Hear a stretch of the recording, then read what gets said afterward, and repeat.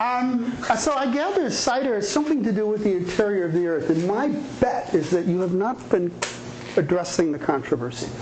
And so I thought that it would be helpful to bring up an alternative model that hasn't, I'm suspecting, has not been given full consideration by this group, and that is the complete shell hollow Earth model. In this model, the central sun illuminates the interior continents where there's like oceans and such, and there's this nice shell, and then we live outside. Now, against that, of course, there's conventional dogma, which I gather most of you are working on. So to go a little deeper into the moronic design model, we have this is a map of the interior of the Earth. There's the central sun. This one gets more specific. You'll notice this is 1,500 kilometers here. So they're starting to get into detail. So this is you can test the model seismically, I believe. And there are places inside that are worth noticing. Somewhere below New York City is at Vatabar. Vatabar, here's Egyptolopsis. It's hard to say these things, but these names exist apparently. There's, I don't know what this. Are they seismically fast? I don't know much.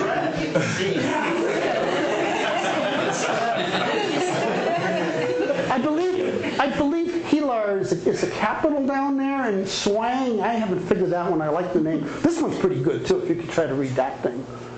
Or there's some confusion whether it's Putusia or Bill. I could go further. The Qurayshis actually accepted the basic concept, but realized that we had got the orientation wrong. We're the ones on the inside. And then I'm not going to show you that, but if you want to go into it, the Quraysh society pursued this in the 20s and 30s. They're still out there. Most things still are. And the Quraysh people will tell you that we are in the inside. And there's an outside out there, probably with places like Swang and Plutosia. But that was just my part to teach the controversy and to keep an even-handed discussion. This is supposed to be an impact lecture, and so this is an impact lecture overview. So every lecture would have starts off with bullet points that tell you the stuff you're going to talk about, right? So that you all hear my outline. And so we're going to start off with stray bodies in the solar system, and then talk about the master power law. I always like to say master power law. It seems very powerful, doesn't it? The master law. Now, I've dimmed out the Siberian event of 1908. If you want to hear about Tunguska and blowing up trees and stuff in Siberia, we'll talk about that some other time. Or you can come to me or something. If you're interested in the Jupiter events of 1994, when Jupiter was hit by a comet, we could talk about that too, but not today. The Yucatan event of 65 million years ago, which used to be known as the KT event, but now has different letters assigned to it by people that know more about the alphabet than I and could tell me what those letters are. I don't know them. One's a PG, I think, but I don't know what the other one, maybe X, triple X, PG triple X boundary or something. We'll go a little further back into when, you've heard of the KT event, it killed the dinosaurs. You all know this. It's just we can't call it KT anymore, so just you have to give it another name. It's just KPG. What is it now? Just KPG. Cretaceous Paleogene. What is the Paleogene? Is the whole 64 million years since then? No, what's the Paleogene? It's a little bit, right? So I should match it with a little bit on the other side. Cretaceous is the big bit, right? So I got to go find some little bit to match it to the little bit, right? Right, see? And I don't know that other little bit, so I anyway.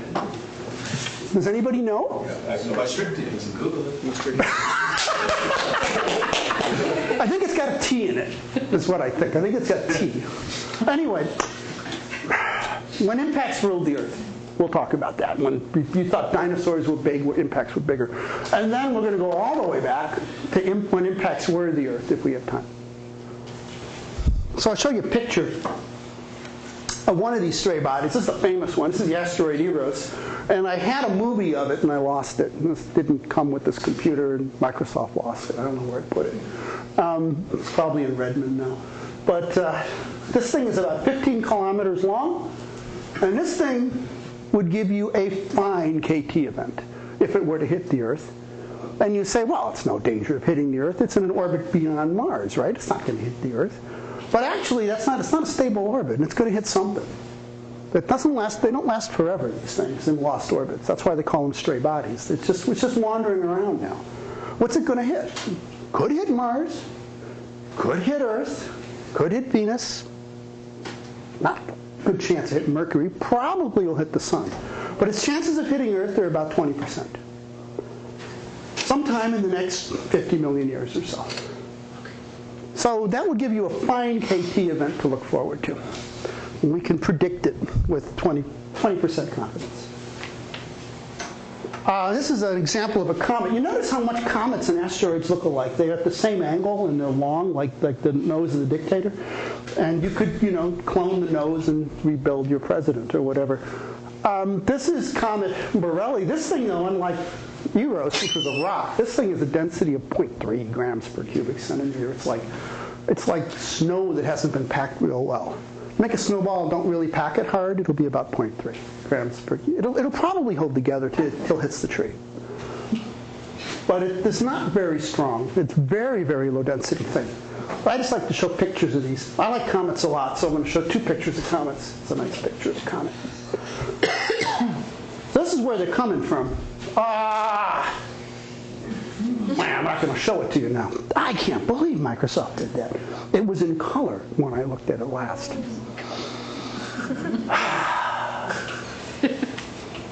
No, we're not going to let Microsoft get away with that. We're not even going to talk about it. This gives you the probability of something hitting the Earth. I just wanted to get this dealing with stray bodies. The probability of something hitting the Earth is much higher if it's near the Earth. Like there's Eros up there, that red thing, up there with the probability of 20% of hitting the Earth. Because it's close to the Earth. SNCs are from Mars. They actually have a lower probability hitting the Earth. A meteorite knocked off of Mars has a lower probability hitting the Earth than Eros does. The new 6 is a particular resonance with Saturn's precession period or something. And that's kind of out near where Vesta is, which is why we tend to do pretty well at collecting meteorites from Vesta. You've heard of the Eucrites, the Howardites, the Diogenites. These are meteorites from Vesta, or widely thought to be from Vesta, because they are basalts from a differentiated body and they're very, very old. And there's a pretty high probability of getting a meteorite from Vesta to hit the Earth. My personal bet is that the Great Tunguska killer, well, it didn't kill anything really. The Great Tunguska event of 1908 was probably a chunk of Vesta. That's just my bet. And the reason you would think that might be is that it wouldn't have any iridium, because it's a piece of basalt. So you can get a nice quality impact without iridium if you get it from Vesta. And a fair number of the impacts that hit Earth are from Vesta. Main belt asteroids have diminishing chances of hitting the Earth. 5 to 2, I think, is out where Ceres is. And then you get into stuff out by Jupiter where the chances of hitting the Earth are under a part in a million. And that includes Kuiper belt objects, which are one form of comet, and then there's other kinds of comets as well. So they have a very low probability of hitting the Earth if they're a comet, and that tends to be why people who have been interested in impacts on Earth tend to emphasize the asteroids, because asteroids do have a much higher chance of hitting the Earth. Yeah. When you say Vesta, do you mean specifically Vesta or any Vesta. No, parental body specifically Vesta. More that differentiated that?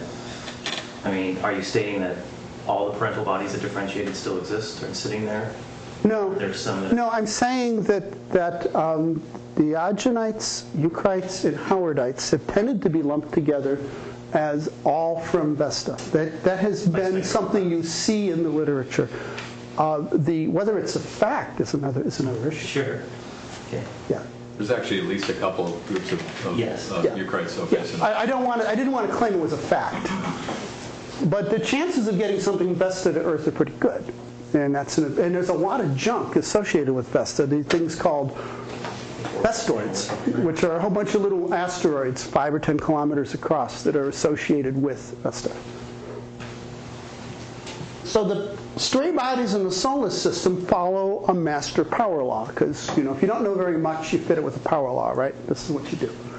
And these are a frequency of bolides in Earth's atmosphere, chugging down to some pretty, you'll notice this unit here. The problem with getting a view graph out of a publication that's aimed at the protect the Earth from asteroid community is that they always talk in terms of kilotons and megatons TNT because of the community that they're talking to. They're trying to communicate to people that are used to that unit when they consider modes of instantaneous energy release by physics packages. A physics package was released above Hiroshima in Japan in 1945, and that would be here, about 20 kilotons TNT equivalent. The biggest physics package ever detonated by humans was about 60 megatons. So let's see, that would be kind of, that's 1 megaton, so 60 would be up over here. That was done by the Ruskies, and they got kind of scared of the consequences. They blew one up so big that it almost blew a hole in the atmosphere, and then it would have dumped fallout on Moscow. And that was a theory. They were testing a theory, which is that if they get big enough, they'll open up, they'll blow a hole in the atmosphere, and then you'll get widespread fallout. And the test illustrated the theory was indeed likely to be correct. They didn't go all the way to the 200 megaton or so level that would have demonstrated the theory being correct, because that would have been problematic. And they never blew up another one that big. The Americans never did blow one up that big. You'll notice that these things are hitting the Earth now.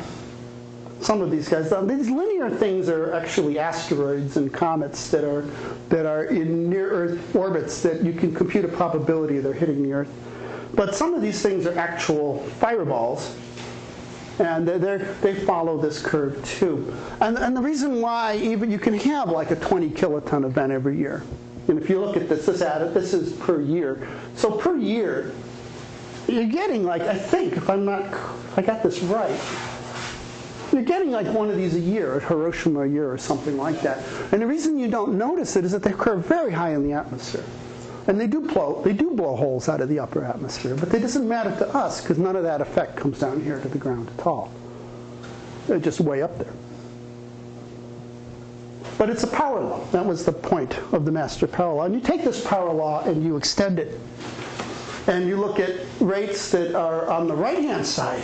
I see them over there lurking. You can read them off. If I had a pointer, if a man had a pointer, he could point. But I have hands. It doesn't look like it. I think it's broken. It's broken. Okay, I mean, I can continue pointing by hand. Analog technology.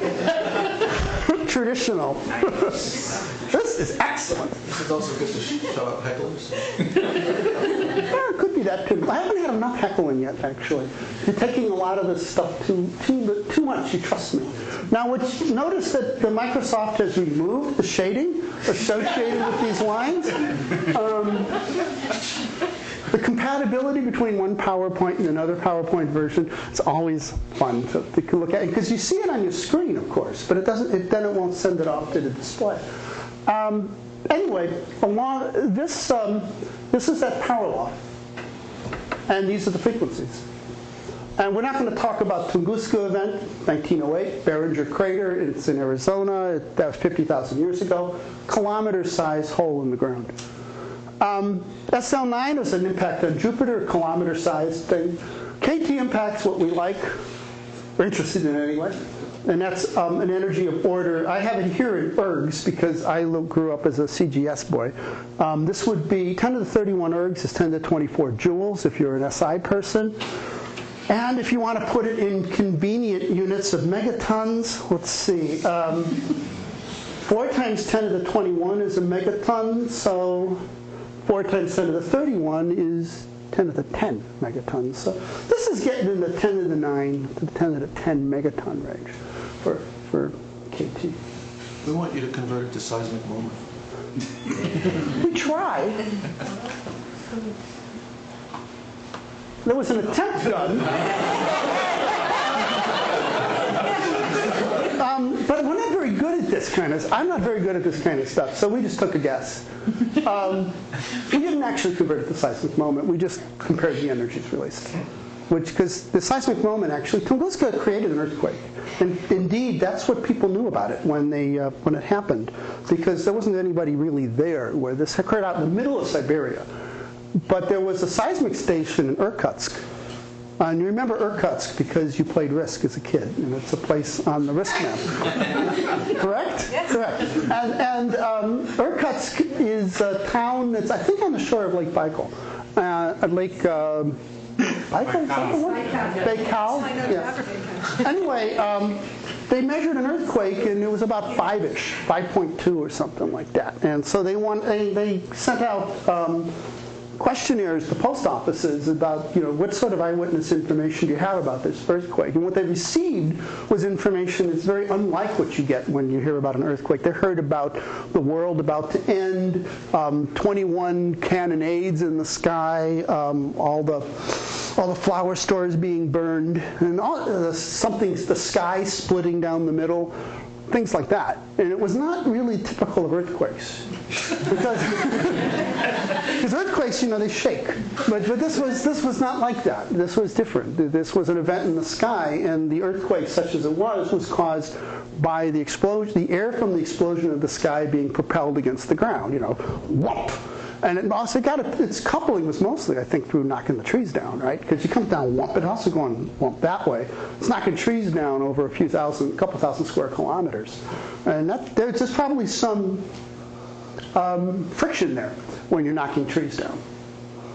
If you go back to the 50s literature, you find lots of information about how physics packages interact with unimproved coniferous forests, and you can use that information to estimate the energy released by the Tunguska event. And you'll get the right number. It's between 1 and 10 megatons TNT, i.e. a size of detonation that they were very familiar with in 1960. Because that's what they were experimenting with. Yes, sir? So the curve of the earthquake seems, it should follow the Goldenberg law, right? I don't know where we got this from. This is 15 years ago. I'm trying to pull it out of memory, and I'm not going to be able to. The slope for small earthquakes should be 1, right? Is it? It's not, maybe it's not. Maybe it is. Maybe that is 1. I don't know. Maybe it's not. I don't remember anymore. I'm afraid I do not remember. I do not recall. 1.5. This is more than 1. I'm so sorry, but that's a long time ago, and I can't remember what went into the figure. I just knew that it was coming up after Mark asked this question. Yes? So this 1 a year Hiroshima... Something like that, whatever the number was. That hits the upper atmosphere. Has that been seismically confirmed? Because that kind of... They don't have any effect on the ground. Well, no, if it hits... there's no... Almost no seismic, no, but the effects are, they see them with satellites. Because we have a lot of satellites that are in place to look for test explosions of physics packages and by rogue nations and so forth. And so we are always monitoring for those kinds of things. And what you see are these. No pressure effect at all on the ground? You get sound waves. Because that'll couple with the ground. There are sound waves. It's just Infrasound, yes. Infrasound has been measured. Yes, that's one of the main methods of detecting these things is infrasound. But it gets kind of complicated because now you have to get into how it propagates through the atmosphere. And infrasound in the atmosphere is complicated. There was a boloid over Central Oregon, though, about 3 or 4 years ago that was recorded by US Array. So it's picked up by ground motion. Well done. And so, yeah. Yeah, I think the big ones you ought to be seeing. Anyway, they are hitting. I mean, it's not a question of they're hitting. It's a question of what kind of seismic effect they have. The Tunguska event it blew up pretty close to the ground. When it blew up about 6 kilometers off the ground.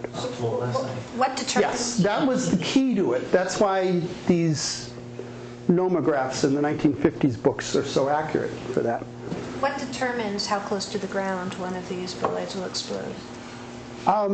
Their density. I wasn't going to talk about that. I have lots of view graphs on that. Density. Yeah, density is the biggest factor. Then there's also intrinsic strength. So that if you take an iron one that's going to give you the same energy as Tunguska, the iron one makes the Barringer crater in Arizona. It actually gets through because it's so dense. But then you have, if you were to take a cometary piece, it wouldn't get within 30 kilometers of the ground, and you would all you would get are reports of the sky being split in half, and things like that, and the world ending. But you wouldn't get anything like an earthquake to speak of. Is there any chemical signature of these in the upper atmosphere, from either the high temperature event or from the vaporization of the object itself? People have looked for the Tunguska On the ground, I know, signatures. but I'm worried about the Hiroshima events that occur every year, you tell me. I tell you, you trust. You must trust. I don't trust you at all. But I will. Okay, Hiroshima. 10, right? I wanted to get. Hiroshima's about 1. Oh, no, it's 10. 20. It's 20. So it should be about here. So it looks like it's about 1 every 5 years. Yeah. So I've reduced it by a factor of 5. Does that make you happy? No, it won't, that has no effect. There was one in Oregon 5 years ago, yes. Yeah. No, I mean, I was just speaking off the top of my head with one. It looks like it's 1 in 5 years for Hiroshima level, but they're very high up in the atmosphere again. So I don't know what effects to look for. I would think you'd see something in nitrates. And that's what, certainly with Tunguska, people looked hard for the nitrate signature, and it's not there. And it's a real puzzle. Line up in the atmosphere and its density correlated means that these are chiefly icy bodies. No. No, they're just small. They're 10 meters. They're meter-sized things, up to 10 meters. They're not going to get anywhere near the ground. Tunguska is over here. It's about 50 meters. It's significantly bigger. So they're, what is that? It's the size of a small stadium or something. Try to give you a picture. You know, you sit in the stadium or you're sitting inside the Tunguska body, you know, to get an idea how big the thing is. Cheering. What was I going to say about this one? Probably nothing other than, the only point I wanted to make really with this was that if you want to get out to this energy scale, you're not going to do it with earthquakes or volcanoes. That the asteroids go out to a bigger energy scale than anything that are internally generated by the Earth. That was the actual only point there. Now, of course, dinosaurs, there is a point there. And I like to go into literature and find this kind of research. And happy family dinosaurs are always looking up in the sky with shock and wonder. Shock and awe, I guess it would be, right? There's Saddam Hussein. And there's the reason why kids love them, you know. Huge, fierce, deadly, extinct, all those things. That's a little artsy bit that I did there. You see how see how cute that is? Makes a hole in the ground, makes an explosion. I love these artist things. There are the pterodactyls flying by. You know, you gotta have them. You can't claim they're in there for scale, though. But this thing is 20 kilometers across. 20 kilometers across. So I like, and it's moving at 15 kilometers a second. So at home, I would just say, well, you imagine you're going from Fremont to Mountain View in a second. You know, you can look across the bay. You can see the hills on the other side. Yeah, cross in a second or so. That's how fast they're going. And the thing was big enough also to fill that space between you and the hills on the other side of the bay. Here I don't know, the mountains are closer here. The boundary clay. Famous. I just love it. That it's like, yep, put a finger in the sand. You just draw a line here, you know. It's just so cool that it just draws a line. You've heard about the iridium many times. But I wanted to mention the boundary clay. Here's a picture of it. Bumping along. I have a couple words here that I thought I might want to say. Yes, the boundary layer contains this iridium that came, it's exogenic. You all know the story. It's placed here according to the definition. Maybe that's it. Maybe maybe it's going to be an MPG boundary. Yeah. And I don't know what this means. I just love these big words these guys use. Globotrunchanids. And that's probably inside the Earth next to Plutusia. But this part's the part that I care about, all these spherules. It's like 3 millimeters thick, and it's made of these little spherules, which are like 100 or 200 microns across. So that the stuff was blown out and then it all fell back into the atmosphere, and these little spirals were made like raindrops from the silicate. So you have the silicate's rock paper making these little raindrops, and they all condense, and then they fall out. The craters in the Yucatan, you've seen this picture many times. I don't exactly know what this picture is of Those are the at this point. Those are the cenotes? Yes, I wasn't sure. I just like that picture. And this is the, if I were Calvin, I know that's how I pronounce that. A Bouguer gravity anomaly? It's actually French. Yes, but it's not Bouguer. No. They're the cenotes. They're the little cenotes. Yeah, they're all there. They're all around. This is this fine 180-kilometer diameter crater. It's pretty big. It's bigger than the iridium would have you think. If you estimate the size of the KT event from the iridium, you'll think it's something like 10 to the 8 megatons. But if you look at the size of the crater, you think it's more like 10 to the 9 megatons, about 10 times bigger. And I think the crater is more like the fact on the ground. And so it's a bigger event than had been expected from the iridium. And that probably, in and of itself, accounts for its extreme lethality. The thing was huge. This is a little model that I made of what it does. If you have an impact as big as Chicxulub, the upper atmosphere temperature gets up into about 1500 degrees Kelvin. It's where the ejecta fall in. So you imagine a crater forming, right? And you have all this stuff being ejected by the explosion. And it all goes into orbit around the Earth. There's suborbital trajectories. Think Alan Shepard.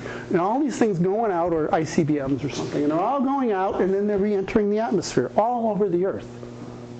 And if you're just watching it in a dark sky, you'd see 1 trillion meteors a second, something like that. It'd be ridiculous. It would be brilliantly bright. And then all this stuff would form little droplets of silicates that would then fall. They would then glow like lava in the sky, 1500 degrees, because that's the temperature at which these silicates are as they are condensing and radiating up to space and radiating down onto the surface. And so what ends up happening is that the atmosphere temperature gets pretty warm too. It gets up to about 380 for a few days. This is global? This is just kind of a global average. So it's going to be, because this event isn't quite big enough to be thought of as a global event in this sense, the temperatures will be cooler on the other side of the Earth, hotter in North America, say, most likely. The ocean, you evaporate about 12 centimeters off the ocean.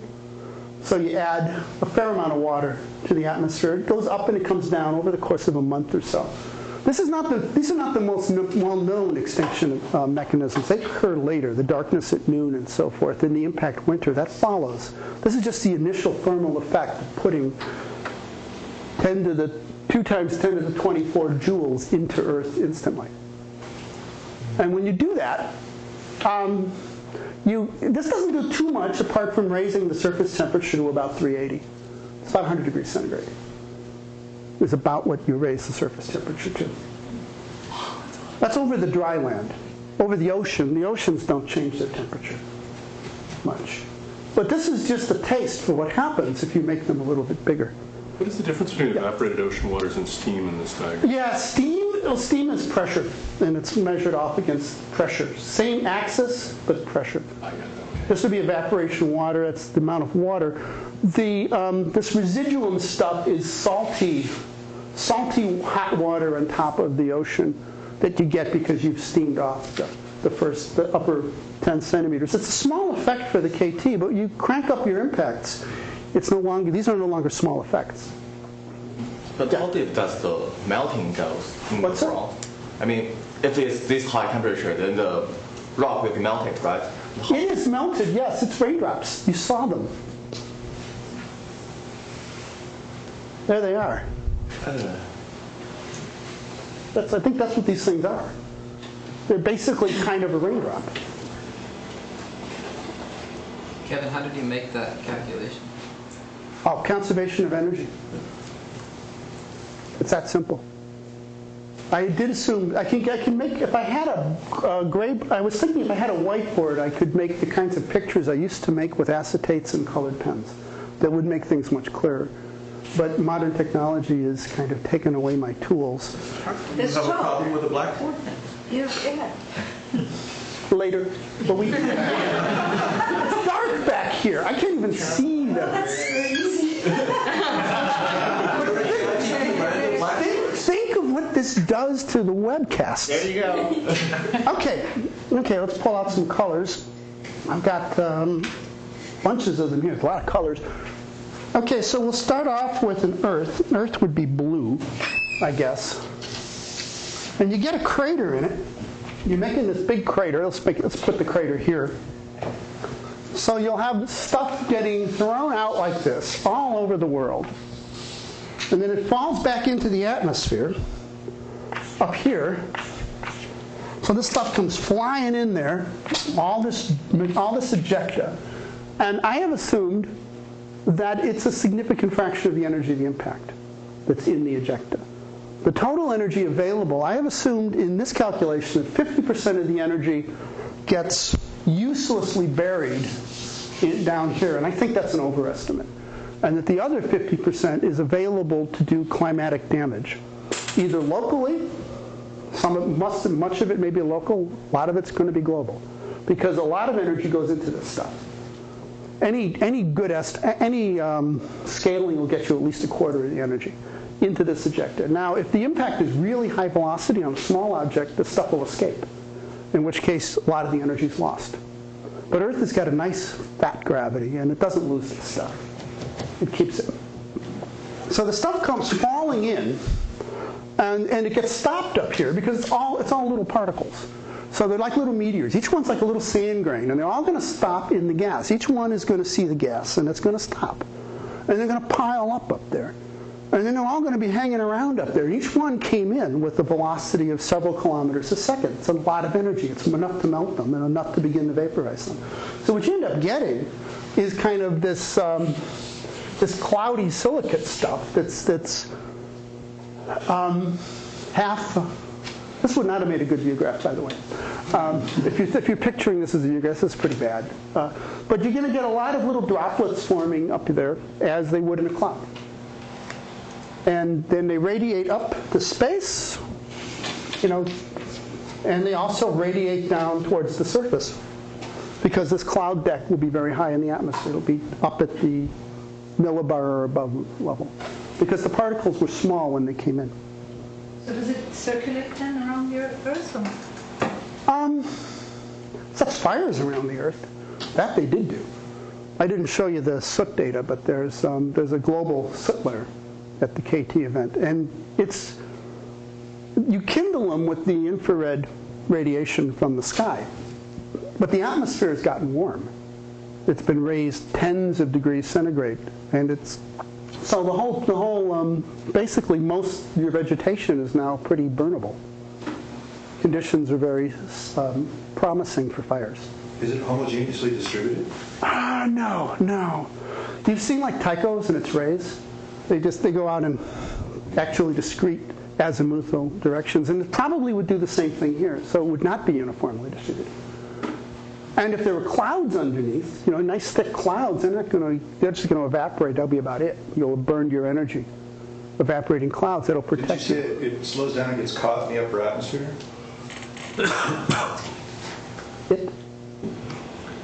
Well, I wasn't sure what the pronoun was referring to. We're talking about the rock vapor cloud. Yeah, the rock vapor doesn't get through the atmosphere. It's kind of created because this ejecta is presumably solid. It's cooled on its way here, or they're particles or so forth. So the question is, it's not even homogeneous. But they get hot again when they get here, and they're not homogeneous. No, they're going to be in rays. It gets to the ground. Probably will be. Yeah, that's the idea. Yeah, I mean at 200 microns, they're going to get blown around real good. So the conservation of energy is that impactor comes in, it gets converted to kinetic energy of particles, and that Say is quarter to a converted half, to atmospheric drag to melt them, and then that gets converted to black body radiation to the atmosphere. That's the conservation. Absolutely.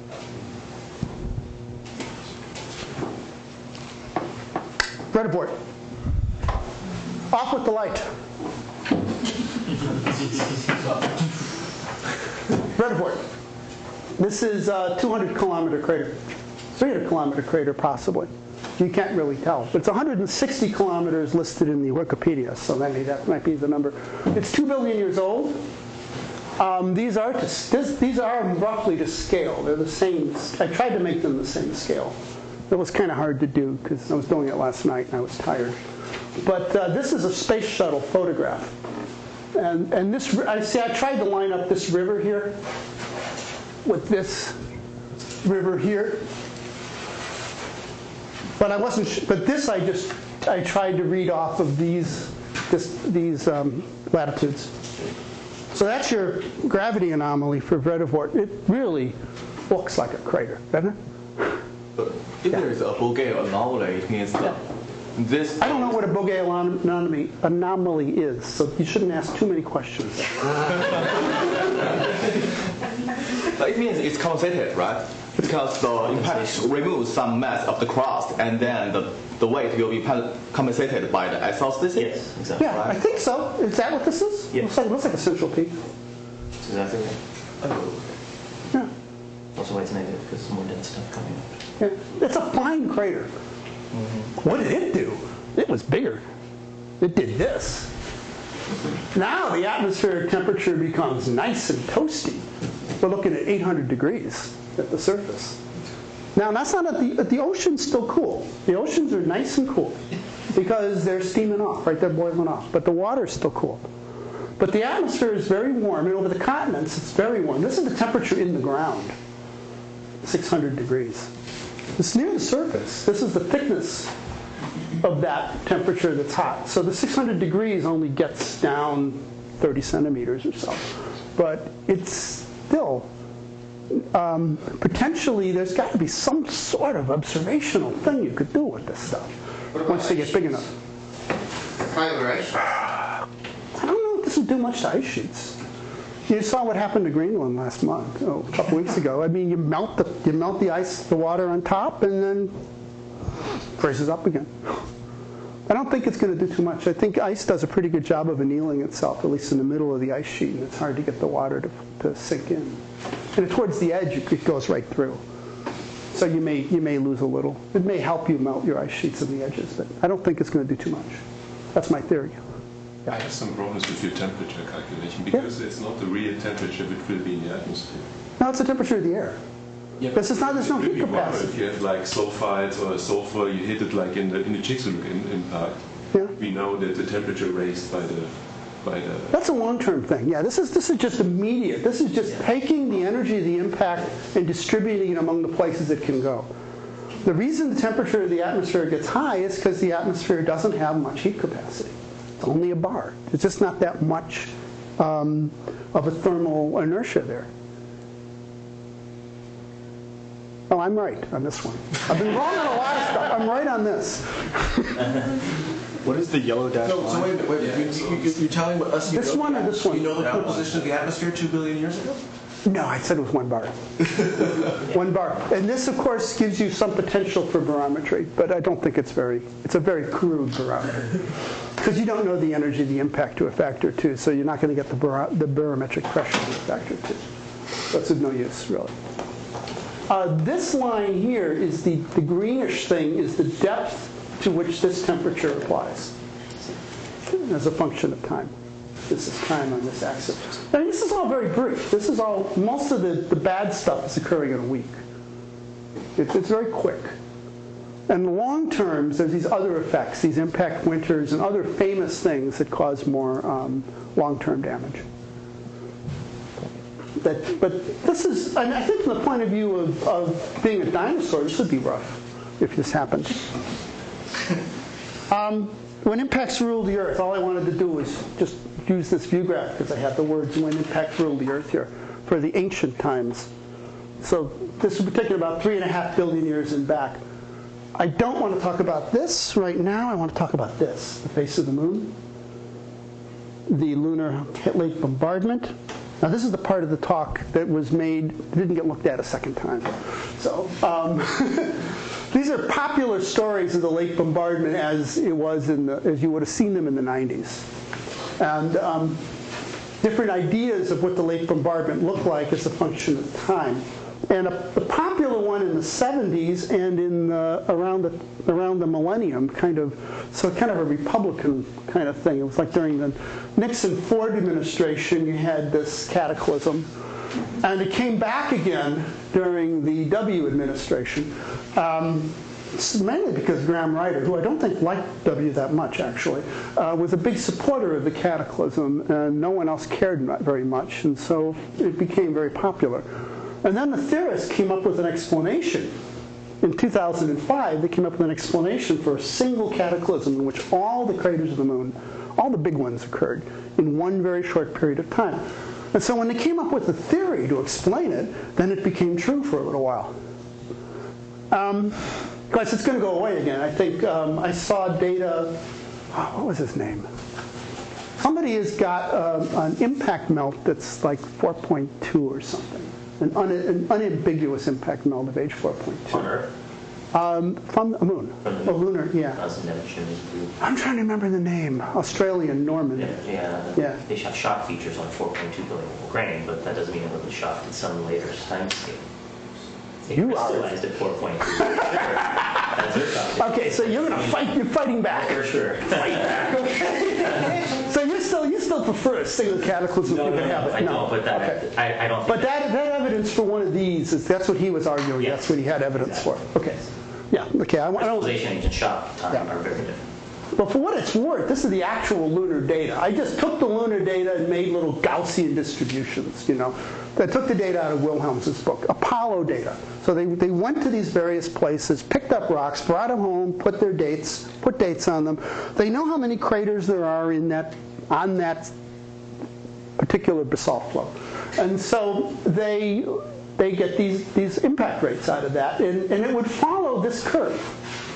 Something like this. Nothing like a spike. I mean, the data never really had that in it. I never really quite figured it out as to how the spike got such staying power. Because what do you plot? Yeah, what's older than 4 billion years? Oh, this is just junk. But this stuff here is not junk. These are the Apollos. This is crater count distribution. Yeah, I have just done Monte Carlo realizations of the lunar data. So they give you a crater count at an age with an error bar, and I say I'm going to fill that error bar with a Gaussian to see what it would look like, and it kind of looks like this. That's what little clouds are basically telling you what the error bars were on the crater counts from Apollo samples. And if you look at the Apollo data, it does not cut off. It's just counting craters. That's all. Nothing complicated here. It looks like that. And that's where like guys like Neukom came from, right? That's where they get the 100 million year half-life. It's that's what it fits. That's just the record. That's not geochemical argument. Geochemical arguments are where this comes from. Particularly. Yeah, and also Wasserberg in the lead. Right. He said you got 2 points, here and here, and you don't have anything in between. That was the Terra et al. Paper. The other one I want to talk about is these Archean spherical beds. So you line them all up as a function of time, and you have to replace your lamp. And by the way, that is not on my screen. These Archean spherical beds are things that Don Lowe and Byerly have been talking about for 3 decades now, where they found these things that are similar to that KT spherical bed, but much thicker. And they indicate much bigger impacts, and there's a lot of them. And they would indicate impacts as big as the Orientale Basin on the moon, as big as a late heavy bombardment basin, but during the geologic record of Earth. They're much more recent. They date between 3.5 and 2.5, I think. What kind of power? Sorry? Yeah. What? Sorry? If you were to put this with some sort of half-life or something to the other scenarios, which one would this best fit with? You had the multiple stories earlier. Oh, this is much more. This is much more like this. Okay. Yeah, I mean, it was always kind of a puzzle because you couldn't really. How do you explain a half a dozen or a dozen huge impacts on Earth after a late cataclysm had stopped on the moon? I mean, when Shoemaker was alive, he carried the field, and Shoemaker's view was that there were very few impacts on the moon after about 3.5 billion years, and that the impact rate has increased in the last 800 million years. That was Shoemaker's view. If you extrapolate that green line, you make the moon at 4.1 billion years ago. Oh, I don't care about that, yeah. Oh, that's not a problem. No, I don't. No, this is the problem. This the moon forming energies up here. I don't think this is correct. If you scale that back, I do not think that your is green correct. line will make the moon at 4.1 billion years. The amount of mass that's delivered is 4, unless you argue that the moon was made at 4.1 billion years ago. This energy here, let's see, this would be, that's 10 to the 4 times the current cratering rate. There's no evidence for anything that high. I don't like this part. Right, that part has to be wrong, right? Yes, that part, Okay. yes, it has to be something like that. Right. I'm not going to disagree with that. And that's like the sawtooth pattern. Well, it could be flat. I mean, I kind of think it's going to be sort of in there, but in a Nice model, it would be kind of around in here. Because in the Nice model, which had a single cataclysm, before the cataclysm, you had a whole lot more stuff just hanging around in the system. And you were going to have higher impacts. You couldn't not have that because you just have so many more stray bodies to take from. But I kind of tended to think it's like that because I don't have any information. But this is all garbage, that green line. But that's the nominal, this is the Neukom, this is the nominal thing that Wilhelm's put in his book. So I just plotted it because somebody else said it, and then it's not my fault. Pictures of spherules. I just love spheres. They look like marbles. This is Bill Botke's version of it. He did it. He put it in Nature this year, the existence of these. And he put it in his own words, so if you want to read it, you can. The whole paper is pretty much in the... Are you on this paper, Rick? No. You're not on this one? Walker. I told you. Okay, but he's found a theoretical argument, a theoretical reason how this can happen. So he's backed off the late cataclysm as the only choice, and he has a theory now for how he can fit an impact rate to the Archean spherural beds. That's all I wanted to say here. Then he's put these lunar dates. The x-axis, which probably no one can see. I can't see that. Time after the late heavy bombardment. Isn't there some sort of recursion there because it's the late heavy bombardment is recorded in time after the late? He will have defined it as let's see. This is. There's another at the top. 3.9, 3.85, 3.9. They always do that. Top set. Look at the top axis. It's billions of years that's ago. so much more straightforward. Oh, yeah. Thank you. No, I didn't look at this. I just thought I should show Bill's paper because it's new. He did it. This is 2012, and he has a theory now, a place to put these asteroids. That's the reason why that late tail that Don Lowe and Byerly had been talking about had been so disreputable among the dynamicists, is that they had no place to put something with a billion-year time scale. Now, where are they going to store these things? They didn't have a place. Well, Bill's found a place to store them because the data they just haven't gone away. As the data become more and more compelling, you can push those theories. You can mold them. You can make them do what you want them to do. Can you explain to us what Bill's proposing? I can't. I've not read his paper. So there's a E-belt. It's called the E-belt, the internal asteroid belt. When the new 6 resonance migrates in, it actually will excite things, and the size frequency distribution of this E-belt look different than what we see now. That's why you have a kink at the LHC. Okay. So pre-LHC trains look like they had a different size frequency distribution of craters, like the lunar highlands, than post-Nectarian trains, which is 3.9. So they need something to change. They actually change it by the velocity. They make hypervelocity impacts, which change the size frequency distribution. And the remaining part is the Huygens population that got thrown away. That's this innermost asteroid population, 1.8 or something. My problem with these theories is that they're always going to come up with a new one, so I tend to ignore them now. I know that one model at 10,000. Yeah. I mean, there's always going to be these modelers are always going to come up with something. And it's always going to be the flavor of the month. It's been my feeling, or the flavor of the year. And they come and go, but they're clever guys, and they're learning more and more about how things work. This understanding always gets more nuanced each iteration. So they're impressive. But the key thing to me is that they are now open to having the impacts occur, because there's plenty of evidence for it. You see it on the agenite, eukaryote, howardite parent body as well. You see the 3.5 billion year. A lot of impacts are seeing that. So there wasn't really.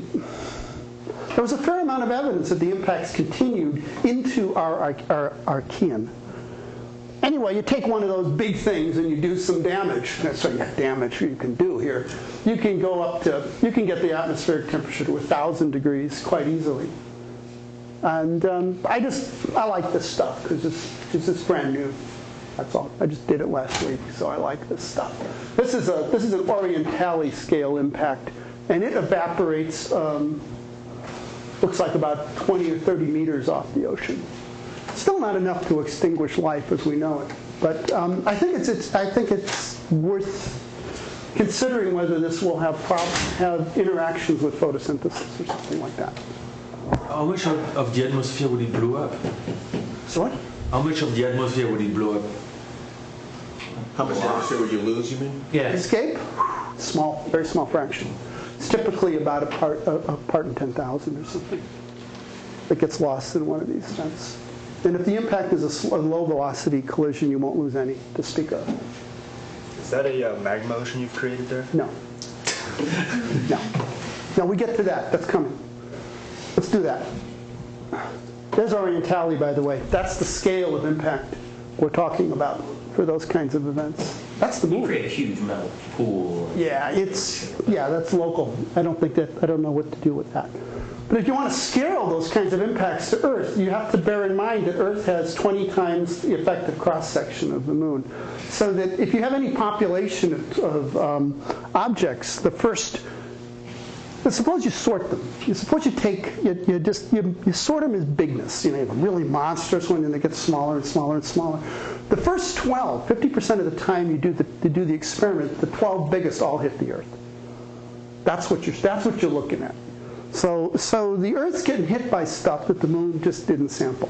Now you know that because the moon doesn't have one of these extreme events on it. So the Earth got all the big ones. So you do the scaling, and you say, okay, well, the moon's got a few objects as big as Orientale, and I just put down 3 plus or minus, and of an energy of like 10 to the 33 ergs. On Earth, that scales to something that's big enough to evaporate the ocean. The energy is sufficient.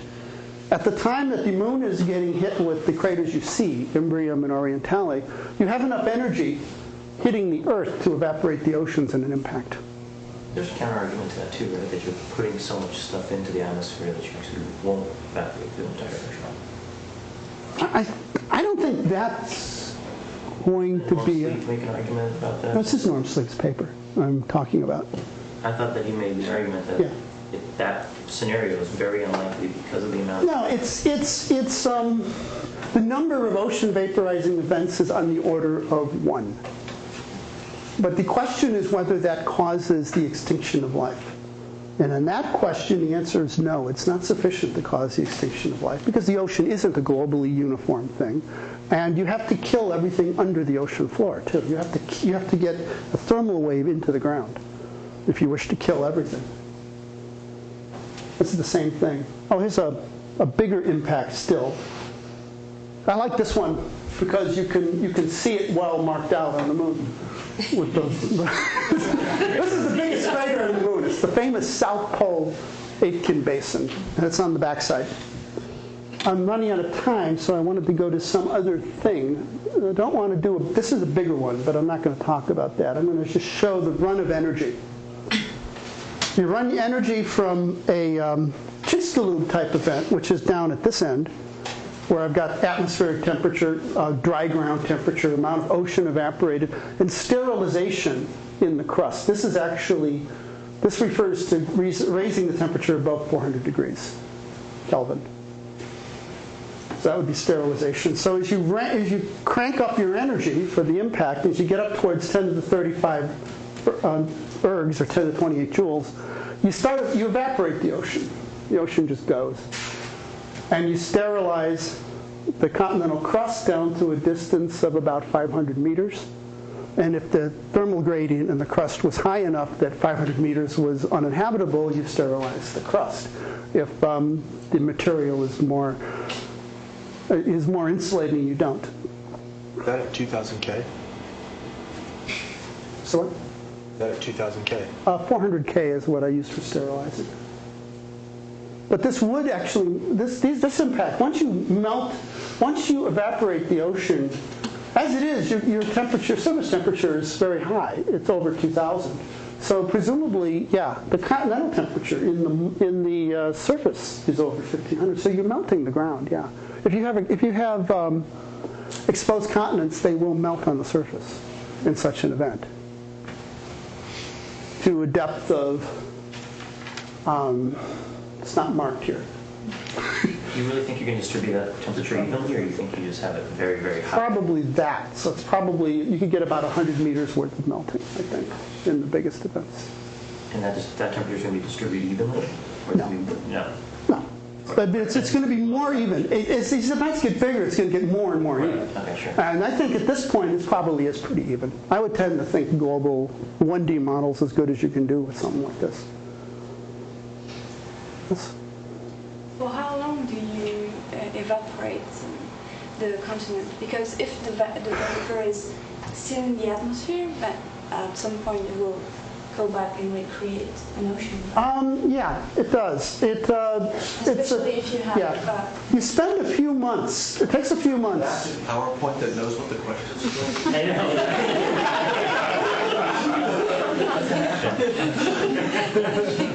Bill. Yeah, it doesn't work as well as it did when Bill was running Microsoft. Now it's Ballmer running it. You can't be quite sure. But the ocean takes a few months to evaporate. And then you go through a phase where you have no oceans at all. But this only lasts years at most. Actually, this is 1,000 years. So this phase here lasts 1,000 years after the melt and before you start raining out the oceans again. And the reason for this is that the cloud tops are determining the rate at which the planet cools. And that's a water vapor type of thing, and that's 300 degrees Kelvin. You know it, because that's what Earth radiates at. And so it takes a long time. And it takes a few 2,000 years to get that ocean from the first raindrops up to a proper, full, modern ocean again. So, does that answer your question?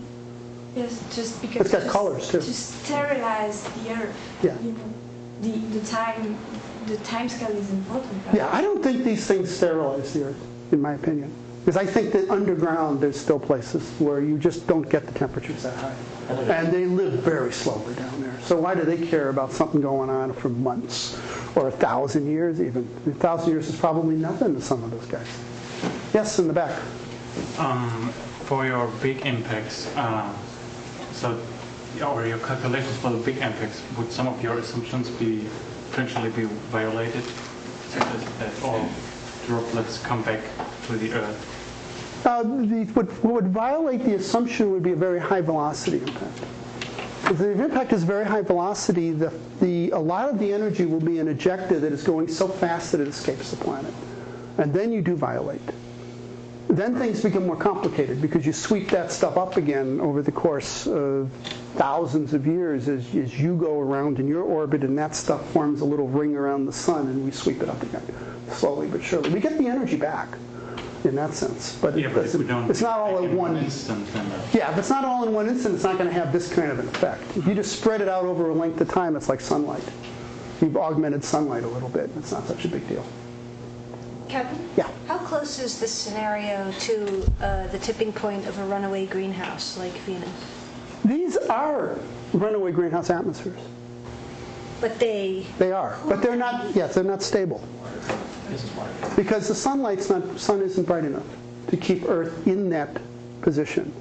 It gets a much trickier thing when you talk about like Venus or something, where you did this on Venus, you may not come back. You could have had an ocean on Venus, you could have done something like this, and this phase never happens. That can happen. But for Earth, we're far enough from the sun that that's very unlikely to happen. What's the pH of that proto-ocean there, the ocean after it comes out the back? Well, what do you think it's reacting with? It's very warm. You're raining out fresh water onto this hot stuff that, because the temperature got really high, you know that you actually put a lot of sodium and potassium and maybe some other rock vapors up there. Certainly sodium and potassium were in the atmosphere, probably fairly large amounts of them. You know, a modest partial pressure, but not negligible. And that stuff then you get like sodium sulfide precipitates, and then you're interacting with that. You tell me. Chalcophile. I think chalcophile sounds like it's going to have some carbon too. Got CO2 in it. Yeah, I don't know where. I don't know. Haven't thought about that. The chemistry of this kind of atmosphere is only now, to my knowledge, only just getting started. I know that I got funded to work on this 3 years ago and haven't really started. But I have intentions to take advantage of Mark Hirschman's knowledge of degassing type conditions to make some progress on it. I don't want to talk about this. Is there anything else? Tree of life? Nah. Pruning the tree of life, sure. What do you think those kinds of things do? Do you think anybody but a thermophile would survive that kind of thing? No. That's our view. There. You've seen this tree of life thing before, all of you? Yeah. Yeah, you're really familiar with it, right? You've all heard of it. You know that we all descend from thermophiles. And it either means that life originated as a thermophile or everything else got killed off at some point. I've just shown you how everything else gets killed off at some point. So I think you're just pruning the bush. My opinion. Is there anything else I wanted to say? Oh, one last thing, because I'm running out of time. So impact frustration. You have a lot of trees. You prune the bush. You prune the bush, but you don't kill the thermophiles, because why are they going to die? They're going to love it. They made the whole world. It's Lebensraum, right? The whole world is yours for a little while. That's like ferns after the KT, right? I mean, it's like space to grow. Or birds. That was another one, right, that did well after the KT. Mammals eventually. One last thing. I wanted to get to the biggest impacts of all. Big impacts. Moon-forming impacts. Scientists have speculated about the possible consequences of planets colliding. Their speculations have been reported in newspapers. I have shown you two here. For example, an artist rendering depicts planets colliding in a sun-light binary system, 300 light years from Earth. Planets destroyed when worlds collide. That's a good headline. Don't you like that? It kind of gets to the point. You ever read that book, by the way, When Worlds Collide? It was also a movie. No. No. No, not that one. It was another one, When Worlds Collide and After Worlds Collide. The 30s science fiction and then a late 40s science fiction. It was a movie about it, too. It's pretty good as 30s science fiction goes. Hero was a South African. Devastating collisions make planets less habitable, say scientists. This is the sort of thing. I call science. I can do this. Yes, the planets become less habitable. How sure are we of that? Yeah, I think I should stop because we're past 5 o'clock and it's good to end on a joke. Thank you for your time.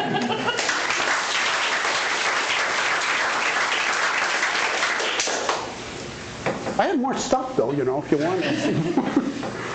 I got the after the moon forming impact stuff if you're ever interested in that. It's more for magma oceaners. If there's anybody here who likes magma oceans, we can talk about that because it's quite pertinent to magma oceans. Okay, you've asked a lot of questions, so I should ask some of you, but I'm tired. And it's after 5 o'clock, and you'll want to go. This is, sort of like the Borscht Belt. Kevin, not only will Kevin be here all week, yeah, he'll be here for 2 weeks. Oh, God, it's that bad, isn't it? Thanks, Kevin. You're welcome.